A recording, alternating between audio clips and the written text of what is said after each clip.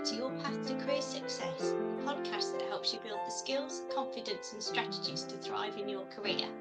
I'm your host Catherine, and today we're wrapping up Phase 3, Expanding Influence Beyond Your Function, and with it, Season 9. In our last episode, we explored leading transformational change, how to guide enterprise-wide initiatives without losing momentum. Today, we close this season with one of the most nuanced realities of senior leadership, the politics of the C-suite, playing smart, staying true. Here's the truth. Politics exist in every organisation. At the top table, decisions are shaped as much by relationships, influence and timing as they are by facts. The challenge isn't avoiding politics, it's navigating them with integrity. The most respected executives know how to play the game without losing themselves in it. What I'll share in this episode. In this conversation, I'll walk you through how to understand the political landscape of your organisation, strategies for influencing ethically and building power through trust, common traps that erode credibility and authenticity at senior levels, and a reflection exercise to help you navigate power dynamics while staying true to your values. At executive level, technical skill and strategic thinking are no longer enough. To shape outcomes, you must understand how decisions really get made, who influences them, what priorities drive the agenda, and where the informal networks lie. Political savvy is not manipulation, it's awareness, empathy, and timing applied with purpose. Below are 3 critical capabilities that allow you to operate effectively and ethically in politically charged environments. Number 1, read the room, then read between the lines. C-suite influence begins with understanding context. The formal hierarchy tells you who reports to whom. The informal network tells you who actually shapes decisions. For example, a new executive joined a global firm and quickly realised that the CEO's official leadership team wasn't the only power circle. A few senior directors, though not on the org chart's top tier, were deeply trusted advisors. By building authentic relationships with them, they gained insight into priorities, risks and opportunities that others missed. So here's a practical approach. Observe before you act. Watch who speaks, who listens and whose opinions carry weight. As trusted colleagues for perspective, who are the key influencers on this issue? Formal and informal networks. Who connects departments, who brokers decisions and who resists change? And listen for undercurrents in meetings, so tone, energy and alignment. These clues reveal priorities behind the words. So for your next major initiative, I suggest that you draw a quick influence map. Identify 3 allies, 2 neutral stakeholders and 1 potential blocker, and think how to plan and how that you're going to engage with empathy and intention. So think about, do I understand where the real influence lies, or do I only see the org chart? Number 2, build credibility capital before you need it. Political influence is like currency. You earn it through trust, consistency and delivery long before you spend it. When big decisions arise, the relationships you've nurtured quietly over time become your most valuable asset. For example, a divisional leader regularly shared credit for wins, offered support to peers and followed through on commitments. Months later, when they proposed a bold resource reallocation, the board backed them instantly. Their integrity had already earned them political capital. So here's a practical approach. Invest in relationships when there's no immediate benefit. Follow through. Credibility compounds through reliability. Give credit generously and share recognition publicly. And offer value first, insight, data, perspective or support. So my advice to you today is to identify 1 peer or stakeholder whose trust could strengthen your influence.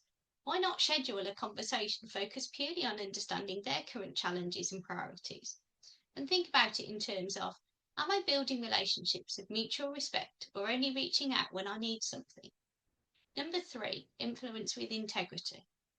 True political mastery isn't about playing people. It's about aligning perspectives around shared goals without compromising your values. Integrity is your compass when politics test your patience or principles. For example, a senior executive was pressured to endorse a project that he believed was ethically risky. Instead of quietly conforming or confronting aggressively, they requested a private conversation with the CEO. framed their concerns through an enterprise lens, and proposed an alternative path. The project was revised, and their reputation as a courageous, values-driven leader grew stronger. So here's a practical approach. Anchor every decision to organisational purpose and values.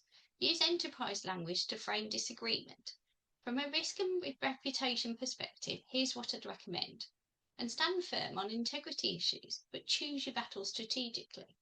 And separate ego from ethics. Not every disagreement is a moral one. So think about it in terms of, recalling a time where you faced a politically sensitive issue. How could you have expressed your view with both courage and composure? And when faced with pressure, do you prioritise being liked or being respected?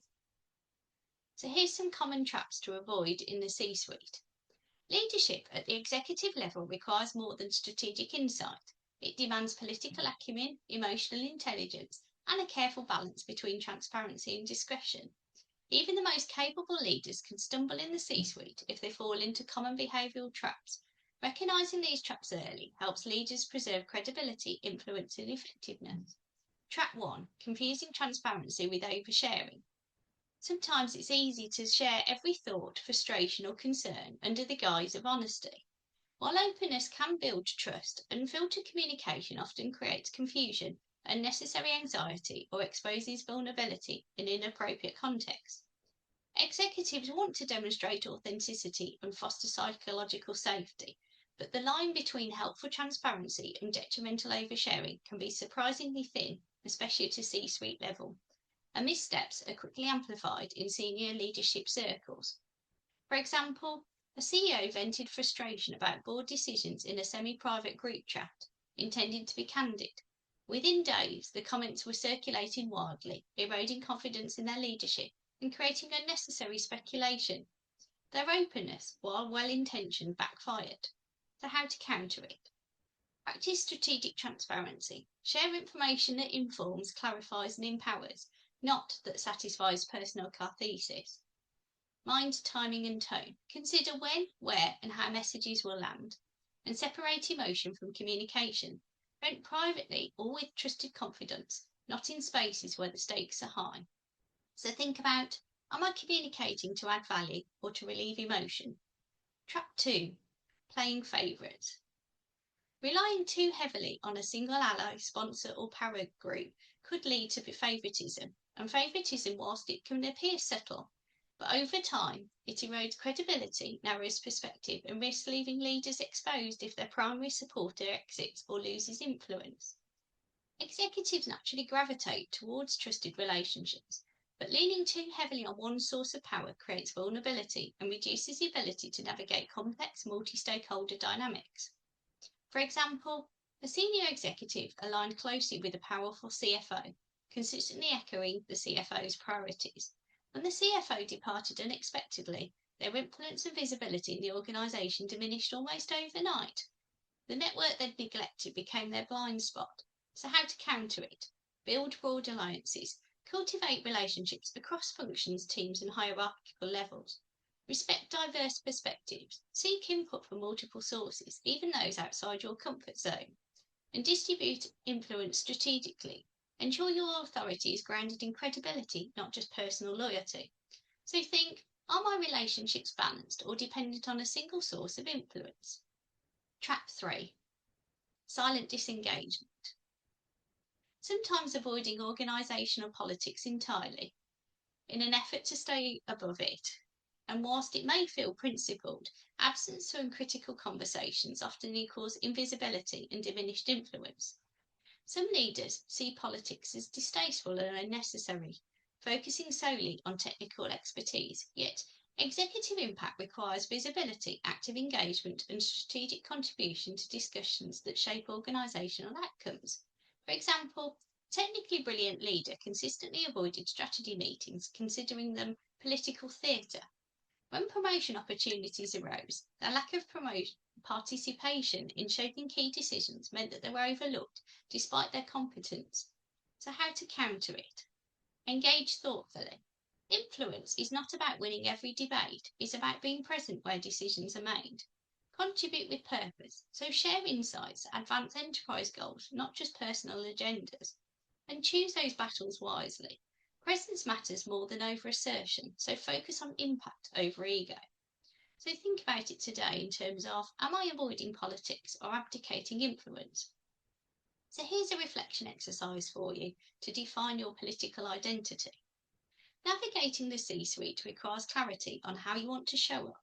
Use this exercise to map your influence, strengthen your political maturity, and ensure alignment with your principles. Step 1. Map your influence network. List key stakeholders, peers, and decision makers. Rate the relationship strength from 1 to 5 and note areas needing attention. Identify those supporters, neutral parties, and those who may require proactive engagement. Step 2. Define your non-negotiables. Identify 3 core values you refuse to compromise on, e.g. integrity, fairness, and respect. These serve as your compass in complex situations, so when tension does arise, they help you decide where to stand and where to flex. Step 3. Spot your political blind spots. Examine your tendencies. Where do you disengage or overinvest emotionally? Are you inadvertently sidelining certain relationships? So that awareness really allows you to proactively adjust before issues escalate. Step 4. Practice strategic engagement. Take one deliberate action to strengthen influence this week. Contribute insight to a cross-functional decision. Offer support to a peer initiative and provide feedback or mentor someone outside your core network.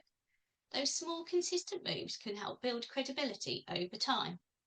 Step 5. Reflect and realign. To key interactions, pause and evaluate. Did I advance enterprise goals while staying true to my principles? Did I overshare or under-engage? And which actions reinforce trust and which require adjustment? So here's the final thought for me. Political maturity in the C-suite isn't about winning every discussion. It's about earning enduring respect. Leaders who combine clarity, consistency and integrity create influence that lasts beyond titles and tenure. Strategic visibility, balanced relationships, and principled actions are the hallmarks of long-term executive effectiveness. So today we explored how to navigate the politics of the C-suite with authenticity and intention. The leaders who thrive at the highest levels don't avoid politics. They understand them, respect them, and use them to advance outcomes that matter.